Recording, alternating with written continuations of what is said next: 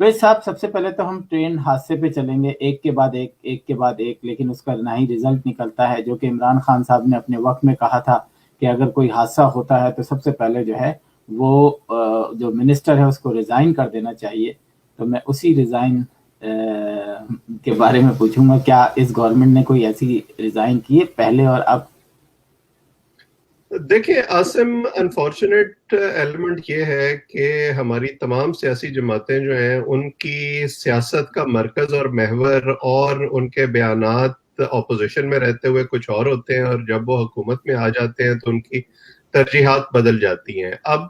अगर इस हादसे को हम देखें, पहली बात तो ये कि बहुत अफसोसनाक है इस किस्म का हादसा, इसमें इतनी सारी जानें गई, और एक जान जो है वो एक पूरे खानदान के लिए एक तकलीफ का बायस होती है आने वाले कई बरसों के लिए, और उस जख्म पर जो है मरहम रखना उस तरह मुमकिन नहीं होता। आप जितने मर्जी बयानात देते रहें और जितने मर्जी उनको कॉम्पनसेशन में पैसे देते रहें,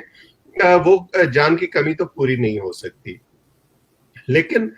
देखना हमें ये चाहिए कि इस किस्म के वाकयात होते क्यों हैं। और अभी तो रेल का हादसा हमारे सामने आया है, एक जमाना था जब हमारे यहाँ, आपको याद होगा कि टेररिज्म के वाकयात पै दर पै होते थे, और हम ये सोचते थे कि आखिर ये कब खत्म होगा। मैं ज़ाती तौर पर उस वक्त ये सोचता था कि अगर हम ये समझ भी लें कि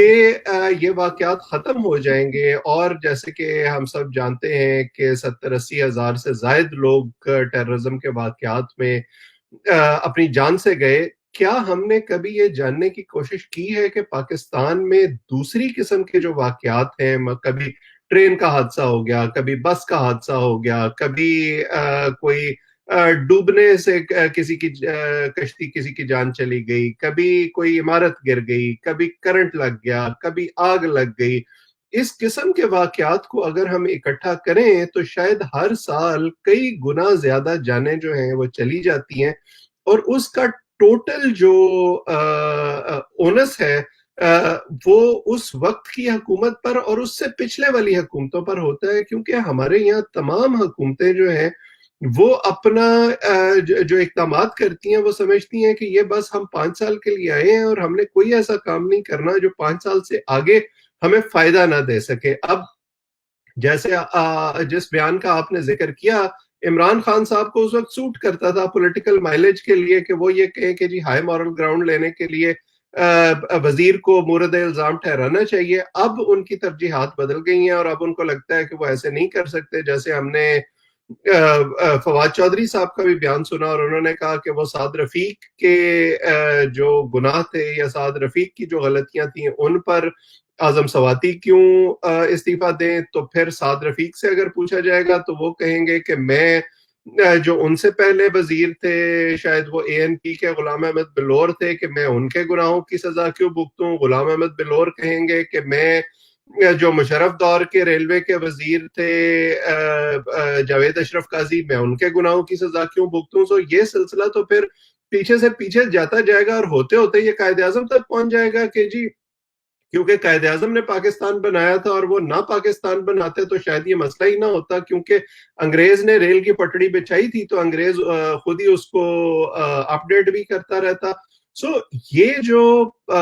हमारे यहाँ एक पासिंग द बक का एक वो कॉन्सेप्ट आ गया है तमाम सियासी जमातों में कि अपने हिस्से की जिम्मेदारी अदा नहीं करेंगे, हमेशा इल्जाम दूसरों पर धरते रहेंगे, और उसकी वजह से निचली सतह पर भी कोई काम नहीं होता। अब हम हकीकत ये है कि हमारी रेलवे लाइनों में जो एक तरह से मुसलसल अपडेट का अमल होना चाहिए था, मुसलसल उनको बेहतर किया